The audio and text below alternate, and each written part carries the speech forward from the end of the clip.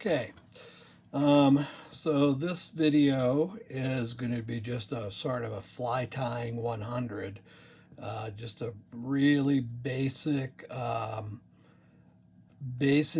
show you some of the tools and just show you some of the very beginning techniques that you need to be able to do to get yourself started tying flies. So I guess the first thing to talk about is the vise. And just full disclosure, I am a Regal Pro Staff fly tyer, but I have been using Regal vises for a very long time, since probably around the late 1980s. This is just to give you an example of why. This vise I've been tying, this particular vise head right here, I've been tying on this vise head for 30 years, and it's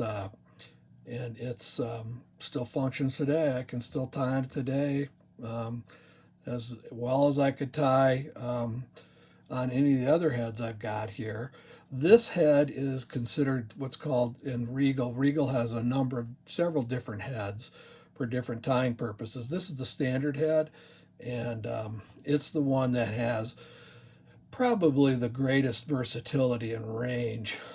It will hold. I mean, really, you can take this vise and you can tie anything from some pretty small dry flies like 18s, 20s, up to, bass bugs that are like on a size 6 or maybe even a size, 4 Tiemco hooks, some pretty good size hooks. And one of the things I like about this vise, and here I'll put a different head up here. This is another head I have. So this is my old head. Another thing I like about Regal. Now, if you'll notice, this one's color. This is one of my newer ones. This is the one I take to shows. I tie with it here some, but I tend to tie on just this black one a lot here at home. Anyway, so one of the things I really like about Regal is you just you squeeze the handle here, it draws open, you slide your hook in and let go, and it holds the hook. There's no adjustments, there's no anything you got to do with it. And you're going to find, I'll tell you, you'll find guys who have other vices that believe in them as strongly as Regal. And so I'm not really here to do a sales pitch. This is, like I said, it's just a beginning how to get started in fly tying.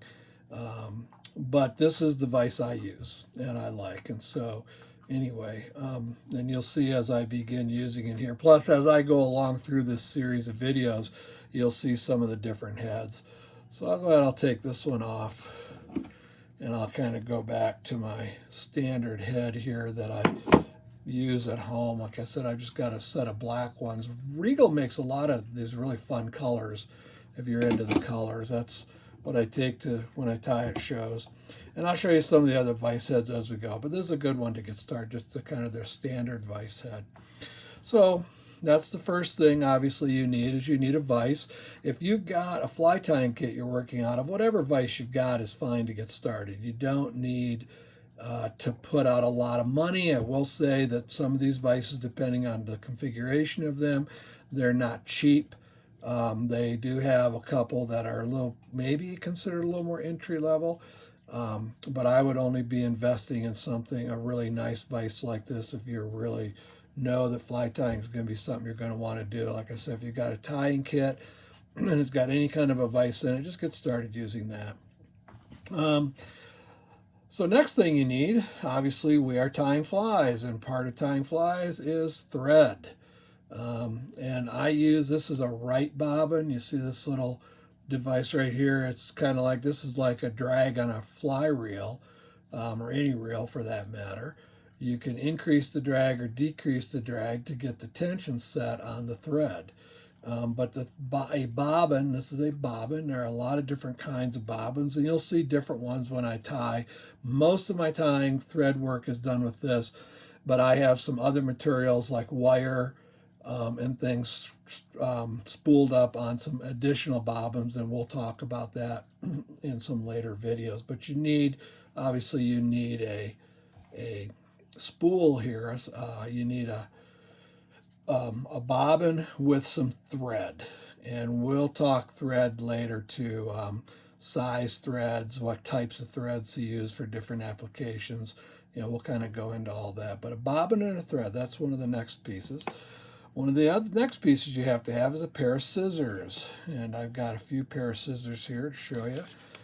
This one is what I use for all my trout flies. This is a pair of Soligen. In fly tying world, these are pretty expensive scissors.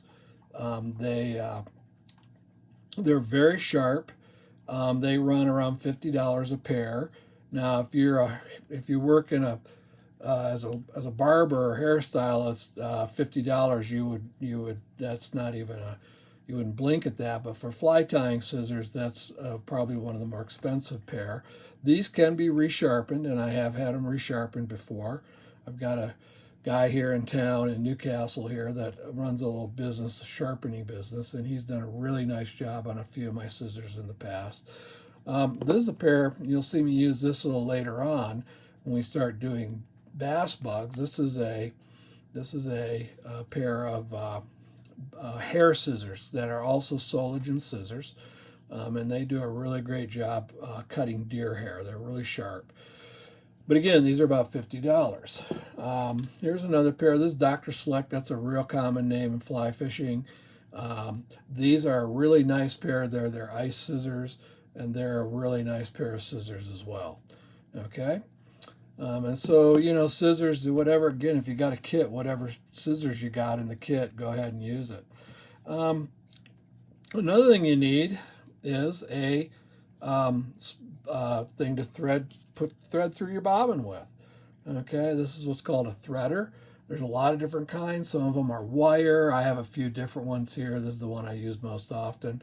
If you can see, there's just a little tiny hook on the end of that. So when I slide it through my bobbin, I come on here and I wrap the thread around it like that, and it pulls the thread up through the bobbin like that. So it's a bobbin threader. So you're going to need a bobbin threader. And what I showed you is how to use it here.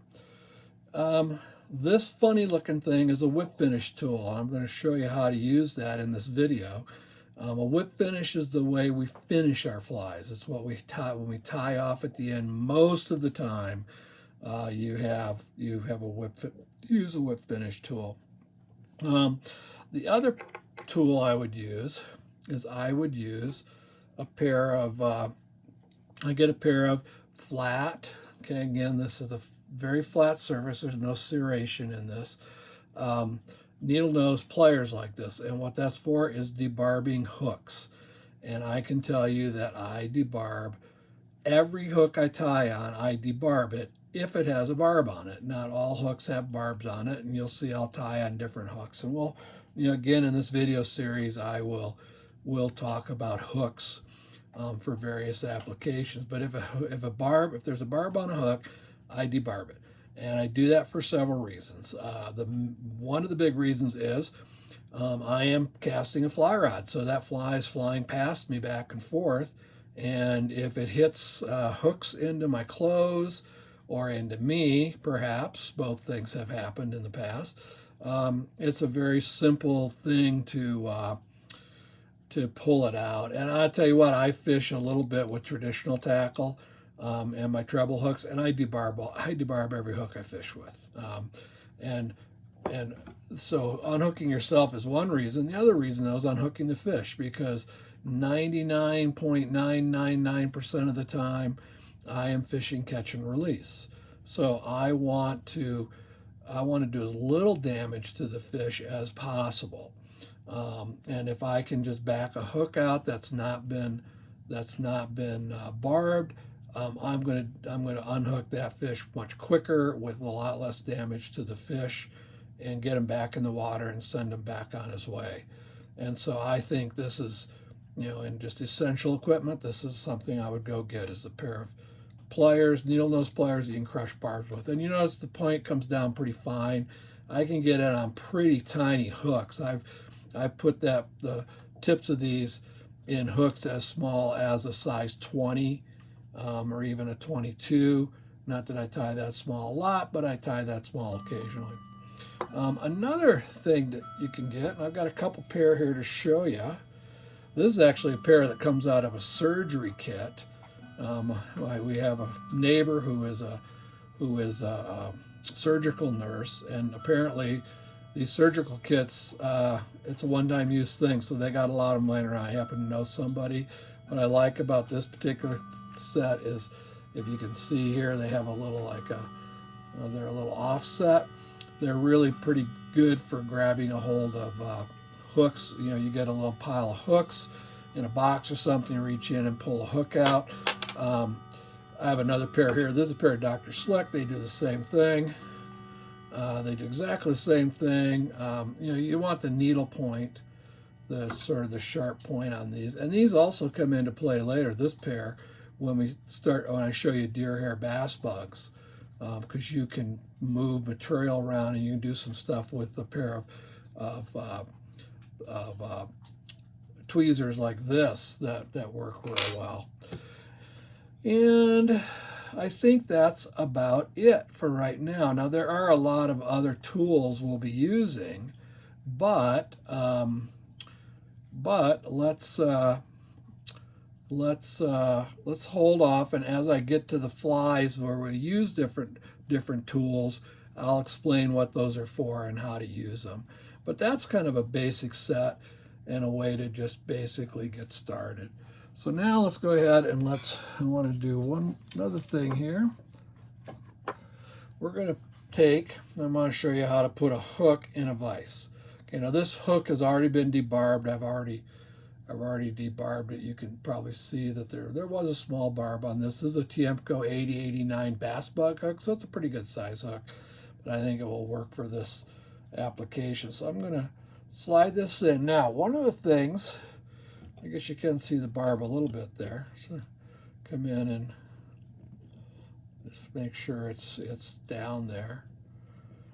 Okay, so when you put a hook in a vise, you do not bury the tip like that in the vise, because a lot of times these points, now this is not as true today as it was 20 years ago, but the point and the barb, sometimes the temper can make that particular, when they temper the steel in these hooks, the metal in these hooks, they can be kind of brittle, and so you can end up, maybe it doesn't break off right away, but maybe you've cracked it or something, and it will break off later, or it'll just plain break off in the vise. You put it in there, tie your fly, pull it out, and the hook is cracked and dropped off.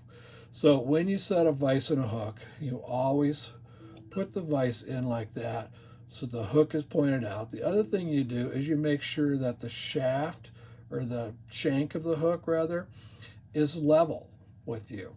Okay? And now I'm just going to show you two pretty simple techniques for starting the thread. And so the first one I'm going to show you, okay, now a couple things though first. Let's take my scissors. I'll use these Dr. Slicks as an example. I'm going to put that Dr. Slick scissors on my ring finger of my dominant hand. This is my right hand. I'm right-handed. I'm going to put those scissors in there, and then I'm going to hold them in my hand like this. Okay? You don't want to be putting your scissors down and picking them up, putting them down, picking them up. You want to get to the point where you hold your scissors in your hand like this, and just keep them right like that. And then work. Now you've got these two fingers to work with, and you can do things with it, okay? But you always keep your scissors like this. Okay, so the first thing we're going to show you is called a jam knot. It's just simply the way we start our thread, and it's a fancy name. You're just going to wrap back over. Now here's a couple other points. So when you start your thread, you always hold it down here with one hand. Start with the other. Notice I got it tense. And I'm going to come around, and I go away from me as I go around the hook shank. Okay, away from me. That is the standard way of wrapping thread. I actually saw a fly tyer recently who comes towards him when he wraps the hook. So it can be done, and you can tie with the thread coming towards you. But the most accepted way is have that thread go away from you as it goes over top of the hook. And all of my tying instruction will be with the thread going away. Okay, so what I'm going to do is I'm going to come in here and I'm going to wrap back a little bit, and notice how I've got that thread started. Let me actually unwrap that. I'm going to change threads here so I can get something I can see a little better on the hook shank. So I'm going to wrap that like that. Now you can see, yeah, that's a little more visible. So notice that I've got about 3 wraps, and I've got this thread. Started, and that's what's called a jam knot. Okay, you just kind of get the thread started on the hook. Now I'm going to show you another little trick. So let's say you want to have a thread base, which oftentimes when you tie with a thread base. Okay, well, one of the things you can do is take this piece of thread right here, the tag end, hold it up at an angle, and what that does is that provides a little ramp. So you can see that as I wrap back, notice how that thread is sliding, the thread slides down along that little ramp and it stacks right up. And so notice that I've got a nice neat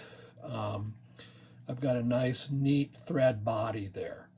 Okay, so oftentimes when you start the thread, just hold on to it for a moment and wrap back whatever part of the hook. You don't always cover the entire hook, but a lot of times you'll put a thread base under a fly. That's not an uncommon thing to do. And then I got my scissors, come in here, cut my thread, and now I've got my thread started. So that's the way we begin. Okay, now, next thing I want to show you in this video is how we finish a fly, the whip finish tool. Okay, and now, let me show you if I can demonstrate how this works.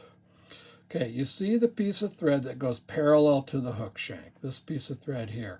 What this tool does, it takes this piece of thread right here and it wraps it around and over the top, and I capture that thread. Notice that thread is now, look, see I'm sliding it back and forth? That thread is now underneath those thread wraps. So I'm wrapping this over the top like that. And then what you do with this one is you slide this back piece out and you bring it down like that. Okay, so let's do that. Let me readjust my hook here a little bit. So one thing about regals, the hook may move a little bit on you, which is better than bending a hook if you put too much pressure on it. So again, I'm going to hook, come back, and notice that piece of thread that's parallel to the hook shank. I come around, I capture it. Now it's captured underneath, and I'll wrap 3 or 4 times, slide that out, slide that down, and now I have what's called a whip finish, and that's kind of the way we do most of our flies when we do them. Okay. Now you can also do this with your hands, and I would recommend that your fingers are doing exactly what the tool did. You're going to come in here. I'm going to notice I've got here's that straight piece of thread just like the tool had. Now I'm going to take this piece of thread, I'm going to wrap it around. Now I've got to flip. There it is again. Notice that thread still sliding underneath those loops. Wrap it around, flip my hand. Again, here's that piece that's being wrapped. Or here's the piece that I'm sliding back and forth. Notice it still slides. Wrap it around, wrap it around, wrap it around, and now you can just bring it down and tighten up on it. Okay? And I tightened up, it went way to the back on me. That's interesting. Let's do it up here at the front. 1, 2, 3, 4, and wrap it down. Okay? So those are the 2 knots you really need to know to get started. That's just a real basic primer, and here's how you start your thread, and here's the way you finish your thread. And you know, depending on what you're tying, I will say that I think using a whip finish tool is an absolute essential skill. You've got to know how to use this tool and come in here and do your thread wraps and create a thread head. That's a real essential skill. Learning to do it with your hand, though, is something that I think is worth doing. So there's a quick introduction to how to get started in fly tying, and there's no flies here. There's nothing to do. I didn't do patterns here, but this will give you an idea of the couple basic skills, a set of tools, and a couple basic skills that you need to get started. So hopefully it's been instructional, and this will be the first in a series of, hopefully I'll be, I'm hoping to produce a lot of videos for you and just kind of take you through a lot of my fly tying and what I do. Um, and hopefully we'll have some fun with it. So thank you for watching, and go ahead and practice those couple things if you're a beginning fly tyer and have never done it before, and then we'll get started with a fly in another video. So thank you very much.